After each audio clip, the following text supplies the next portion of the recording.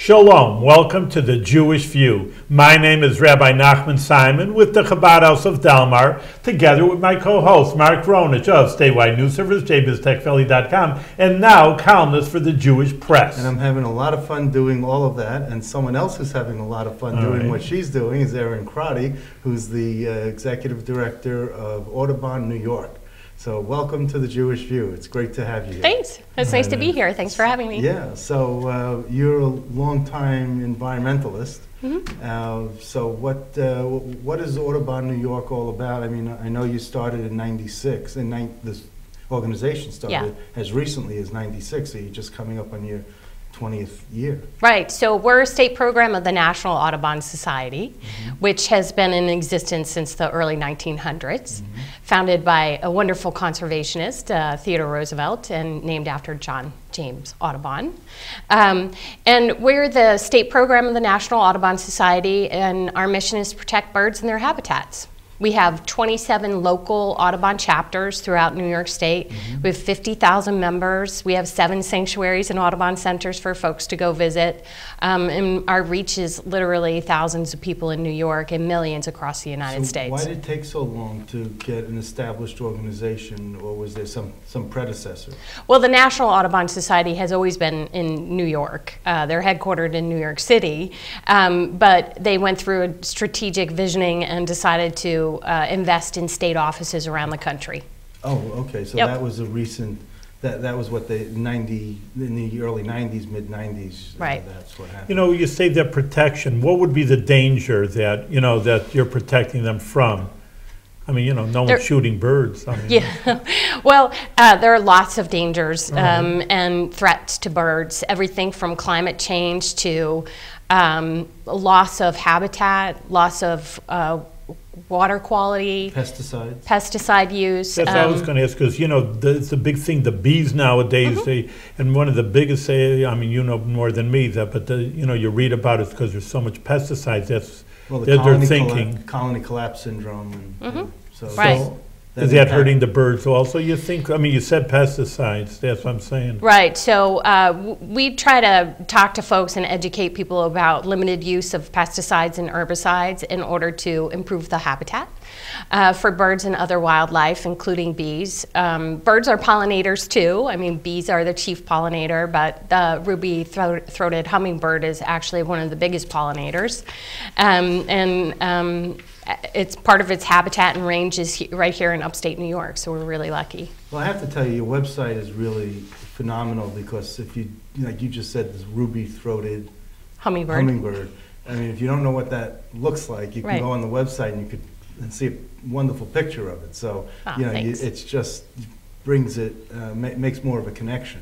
Yeah, thanks. That's a good use of a website. Yeah, we think that the birds are good ambassadors. They sort of speak for themselves. They're very compelling, gregarious. And one of the things about birding, or people's interest in birds and the protection of birds, is they're so accessible. It doesn't take any special equipment. I'm sure you both saw birds today. My first bird was the American bluebird right in our yard, which is the state bird. I mean, my grammar school education, the birds fly south for the winter, but you see birds all in the winter here. I know. I was like, why did they go to Miami Beach over here? Well, isn't it delightful? Some birds are migrating north and some birds are migrating south, and so and some birds stay around year round. So we're really lucky in upstate New York. So in the winter time, we'll get white-throated sparrows in our yard, and they actually summer and breed in Canada and the higher elevation forests in New York State. In the summertime, we're just so lucky on coastal Long Island, we get shorebirds. Up here in upstate New York, we get the forest birds, so Baltimore orioles and wood thrushes and the bluebirds. I mean, these are all the forest birds that Audubon and its partners are trying to protect and improve the habitat. It's interesting, because if you go to the Five Rivers Wildlife in Delmar, you'll see a lot of different variety of birds, and also Thacher Park, not so much, but I think if you look closely, you probably do see a lot in Thacher Park. But if I look at either a bluebird or a cardinal, and then the gray one. It's a gray bird, Otherwise, I know what a cardinal looks like. I know because of the baseball team, and they have the cardinal. Right. Otherwise, But, you know, I might not know, and then you have the bluebird, which is common. And maybe if I saw an eagle, I might know an eagle. That's what I was you know, going to if I even see ask a about hawk, an eagle. I might know I mean, a hawk, but you know, otherwise it's just not a very. I mean, an eagle usually you think of as in Colorado, and I know Mark's right. There are eagles here. First time I heard about it, well, eagles around New York State. You know, Oh, you yeah. always think of Absolutely. again out in the West. That's Right. where the eagles are flying around. Well, the success story in New York is really remarkable. There was what is called the hacking program. Bald eagles were taken into New York from Wisconsin, and they were actually out at the Montezuma Wildlife Refuge in Audubon. We have an Audubon center there, and we were very successful at the breeding and through the efforts of many, many people, including DEC and others, you know, Fish and Wildlife Service, Audubon, Ducks Unlimited. I mean, the list just goes on and on. It really is a success story because we improve their habitat. The Hudson River is cleaner. The ecosystem is cleaner. They rely on the fish. You know, when the fish have decreased levels of PCBs and pesticides and other contaminants, it's great. It's better for the birds. You know, we are all very interconnected when it comes to bird life and when it comes to our own health. What was the peregrine falcon?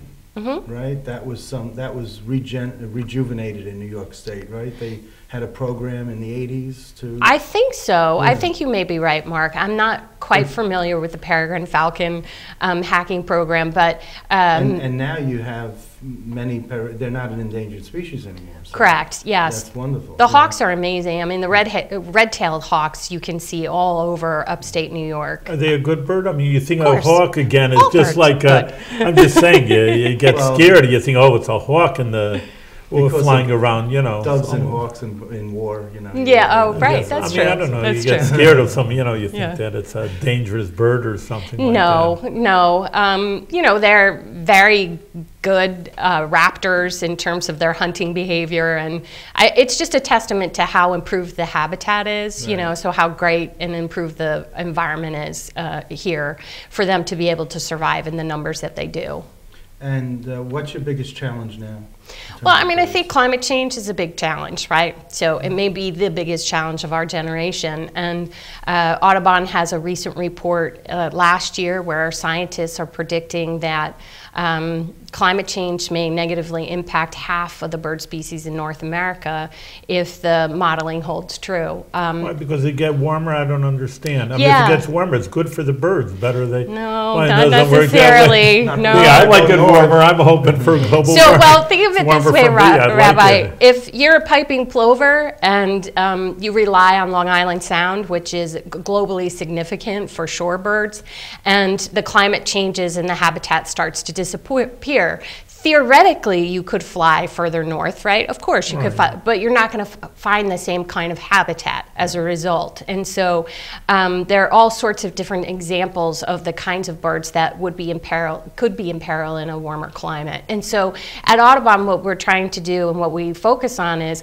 okay, so let's take care of the places that the birds need to thrive and survive now. And let's figure out in a warmer climate, what are those strongholds? That's what we call them. What are the habitats that they're going to need in an even warmer climate? And let's create some strategies for that. And then the third piece is we have to do everything possible to decrease the greenhouse gas emissions and transition to a more renewable energy future.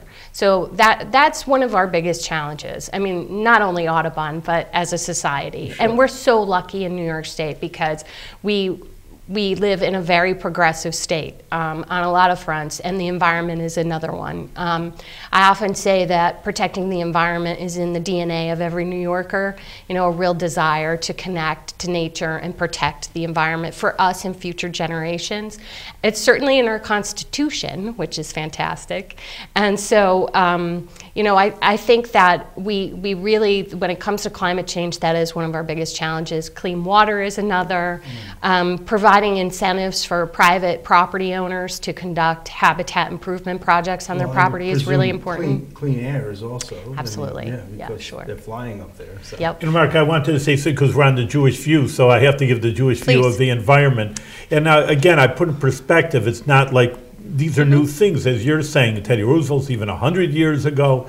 I'm talking about Torah, which was given 3,300 years ago, and this idea of just shooting, game. That's what I was mentioned at the beginning, shooting birds just for fun, or shooting animals, which isn't your society, but just all kind of living things, and being careful with the earth, not to waste things, just to take things and just destroy them. So that was always in the Judaic model. It was always part of Judaism, and that's why I think Jewish people are in the forefront of the environmental cause, because that was just, you don't waste things, you don't destroy. You're living in your home. You don't put garbage in your living room. Why should you put garbage in your water stream or your air? So just saying that, I think the Jewish people are very sensitive to these things also.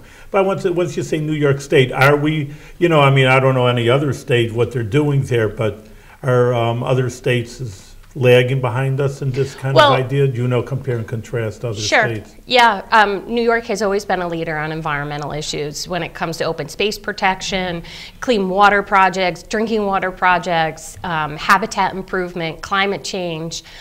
We've been at the forefront of the battle in order to improve our environment and protect our environment. And certainly the state laws that have been passed here, right in Albany, have served as a foundation and a framework for national laws, including the Federal Superfund Law and the Federal Clean Air Act. And so we have a lot to be proud of as New Yorkers, and we have just such a wonderful natural heritage to protect, not only for us, as I said, but for future generations as well. And I just love your example, because we are we have a sense of responsibility for our generation, but for future generations as well, that they can have an earth that is as well protected and hopefully better protected than the one that we left them. What's the Atlantic Flyway?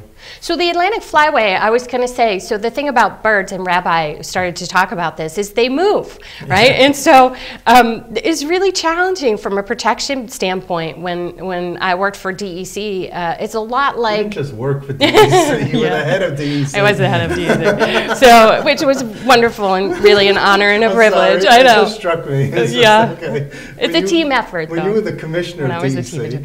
I used to talk about this in terms of air quality too, because we could do everything right in New York State in terms of cleaning up the air quality. But if the states in the upwind sources, so the Ohio River Valley, if those states weren't also enacting tough protections, it would have a negative impact on New York. And so birds are a lot like that. So for the migratory species, they're coming to New York State and other states along the Atlantic Flyway, so the eastern seaboard of America and South America and Central America, and the Canadian provinces. Everyone thinks of South America, Central America as being part of the West Coast. Oh, really?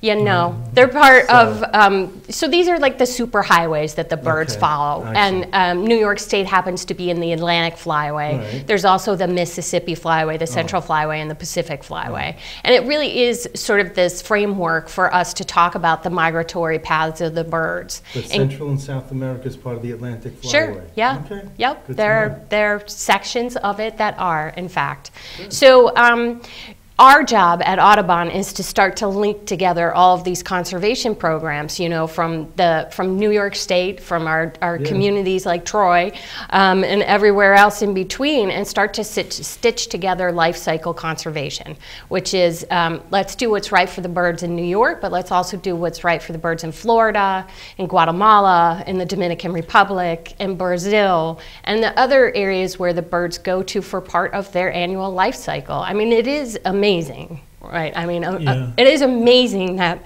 these species of birds fly thousands of miles in their yearly cycle of breeding. I know my wife, which is more of a natural person than I am, but I'm learning. She's working on me for all our years of marriage. But she says it's even more amazing than that, because some birds migrate to South America, they hatch, they have chicks, and the chicks grow up in South America and know how to fly backwards. Exactly. They, usually say, well, I'll take you 3 times to a child around the block so you know how to, get home. But here you don't even have a parent, and it's instinct. Yeah, I mean, it's incredible, she says. It is incredible. South America, it's a marvel. I mean, it absolutely is a marvel of nature. Now, it's one of the mysteries. I know people who love birding, but they also love photography. And they sit for hours in one spot with a long lens camera, and they just watch for, hopefully, to see a certain type of bird. Right? Yes. You know, is this true? Yes, okay. Yeah. Photography is a wonderful gateway to birding. It's almost like hunting where you got to be real quiet. I mean, birding also, you got to be real quiet.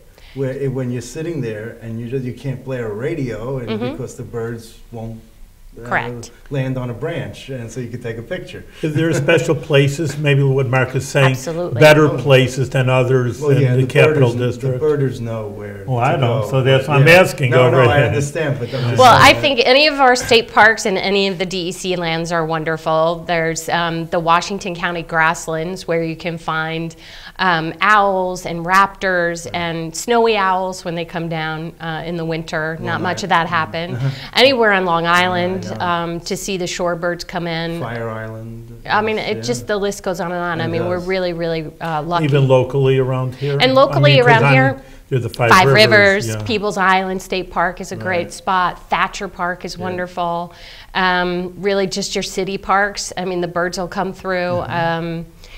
We were just talking about there's a pair of bald eagles that are pretty close to the highway here in the Capital Region, who are, getting their sustenance from the Hudson River. So you just is it look up. enough for these birds? Yeah, it is. It's doing a lot better in terms of the pollution and the fish, and it's doing a lot better. There are a lot of breeding eagles on the Hudson River.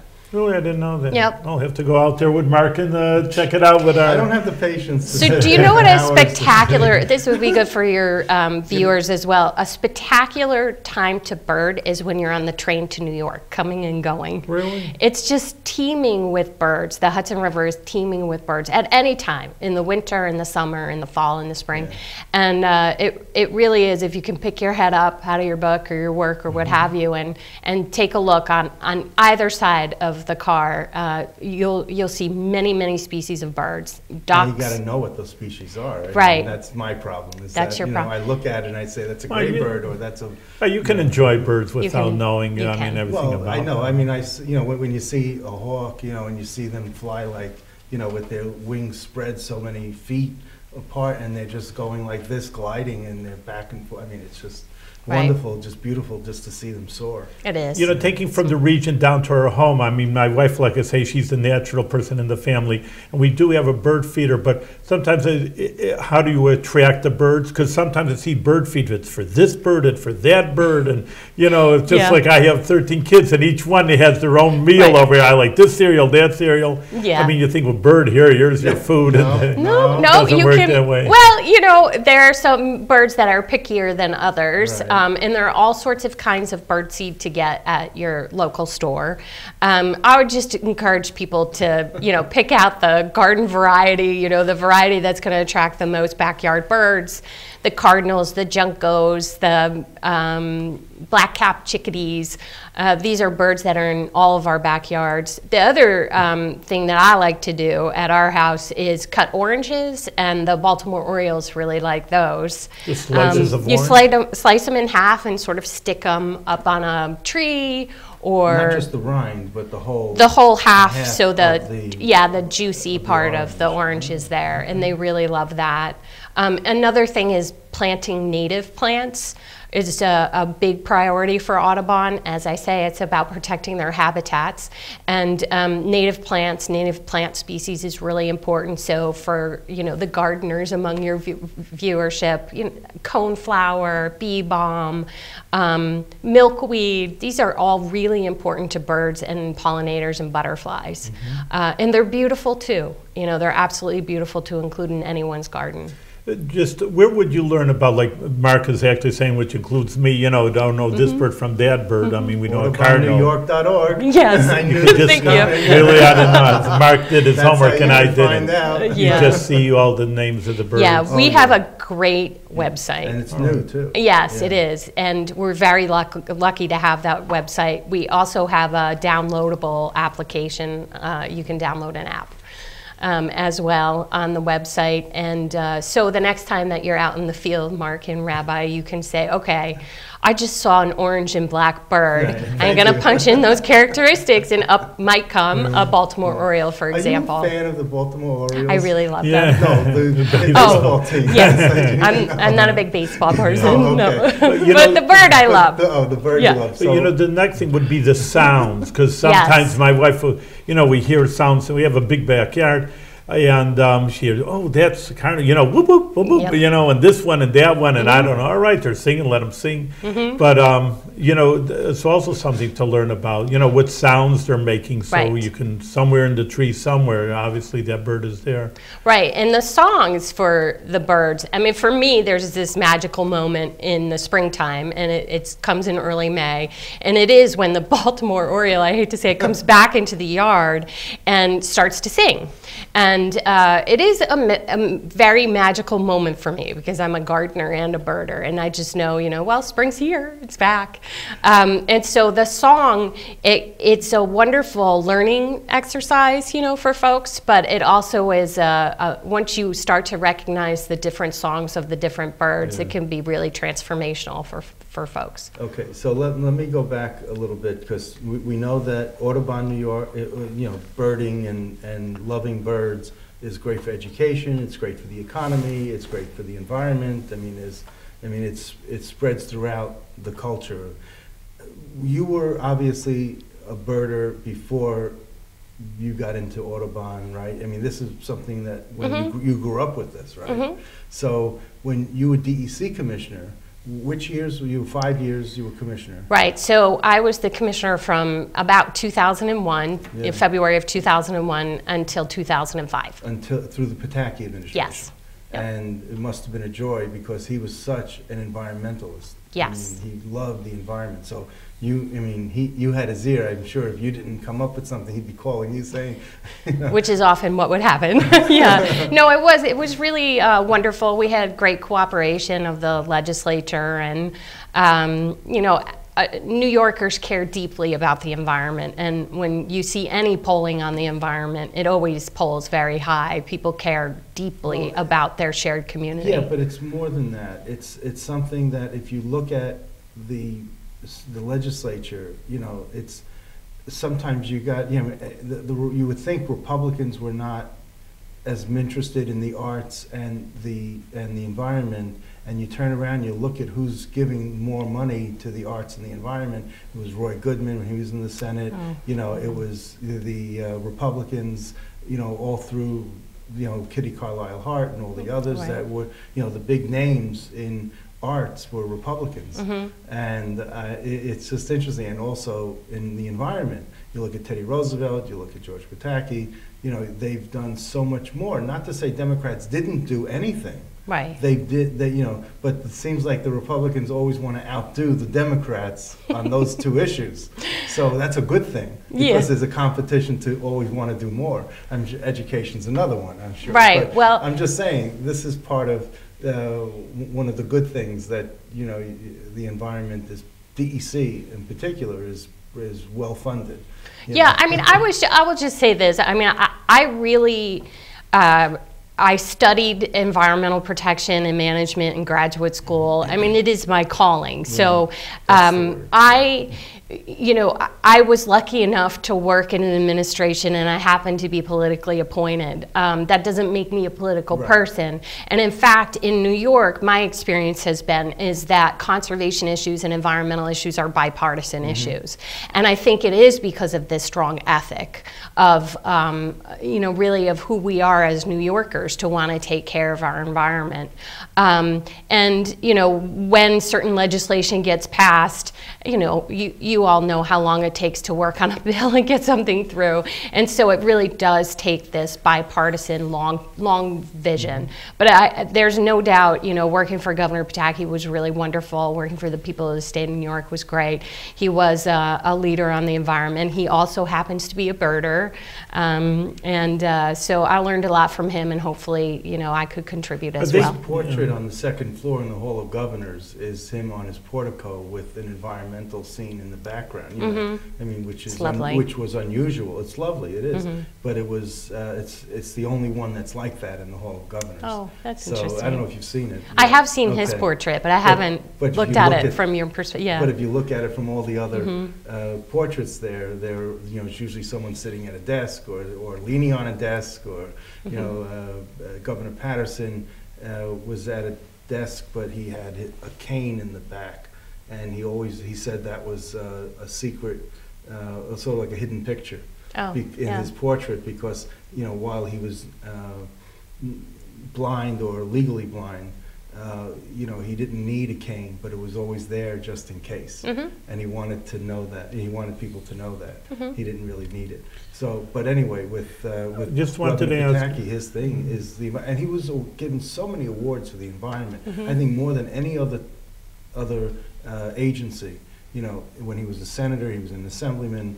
I mean, he was just always lauded as being that environmentalist. It was a priority for him, you know, for sure. It really was. Yep. Yeah. But you know, going into the future, that the you know, I said there are always lands of the Adirondacks with 6 million acres. I mean, obviously, you know, construction homes aren't good for the birds, but just open land obviously is. You know, just expanding, and again, I know my Five Rivers, my area in Delmar, Right. you know, that they're always trying to expand the areas from people's backyards that are close to it, just expanding. So is that part of your, you know, maybe your lobbying efforts just to get more habitat for the birds? Yep, and we also have something called an important bird area, which is an area that the scientists have identified as being tremendously important to the birds and their survival. So there are over 100 important bird areas that have been identified in New York State, and they include a lot of public and private property. One item that people might not know is that the majority of the habitat in New York State is still in private ownership. So, really? You know, it is. It really is. It's over 85%. And so, I mean, people have estates. What does that mean? People have like an incredible estate. Farms, forests, shrubland, and people own it. And people own it, yeah. So, and of course, the land of New York State, the land mass is so large. And so one of the things that we work on at Audubon is identifying different types of incentives for private landowners to undertake habitat improvement projects. Everything from conservation easements on farmland to protect it as farmland, to improving habitat in forests and grasslands and other areas. Have you done what the Environmental Planning Lobby or environmental advocates do with the scorecard, and you see which bills you are pushing, or you know, and then you rate each of the legislators? We don't do that, but we do have a legislative agenda, and it rests on the chapters that I mentioned, the Audubon chapters, the 27 local Audubon chapters. They pass a whole resolution set. It's on our website, and that really becomes our legislative agenda in Albany. So there's no way of tracking like how successful this was, or we track, or which legislators were less. We don't do that. No. We track the issue. Okay. Yeah. Just quickly, in the last couple of minutes, we have the Montezuma Audubon Center. When I go along the Thruway, where is that? How is that? It's in central New York, west of Syracuse. All right. And east Before of Rochester. Right. I think Ontario County, maybe, or Yates County, or well, the northern part. Yeah. Okay. So when you go, you know, when I go through there, I see it as a swamp, and I always looked at it and said, what are they doing? Why don't they clean this up? Until I figured out what they were, but there's no signage. There's nothing that explains to the driver or to the motorist, you know, what this really is. It just looks appearances, and then I find, wow, this shouldn't be cleaned up. This is the Right. way it's supposed to be. Right, so that's the Montezuma National Wildlife Yeah. Refuge, and that complex is globally significant for migratory waterfowl. You can see snow geese, you can see, it's just an amazing place. And so the next time you're driving through, Stop by, stop by, because there's a lot of information at the visitor center, at the refuge, and then at the Audubon Center as well. So it's an amazing place. The kind of species that you will see and the numbers that you will see is just it will be a life-changing experience. Well, it should be a sign that says this is the way it's supposed to be. Right, that's true. Something that's true. fun, something, yeah. When the governor Cuomo has this historical places or something, Right. places to visit, that should be on that Right. list. So anyway, Good Erin, idea. we're out of time, Hard to and believe. we're having a good time. We should have brought a few birds here. I know. And we like, but I think Mark and I will just go bird sighting over here, I think now, because I'm getting excited about looking Good. for the birds, Great. and I'm sure our viewers are also. Well, thank you did you. good work. Keep on doing the good work and do it with good health. Oh, Yes. thank you. Continued Likewise. success. Thank you.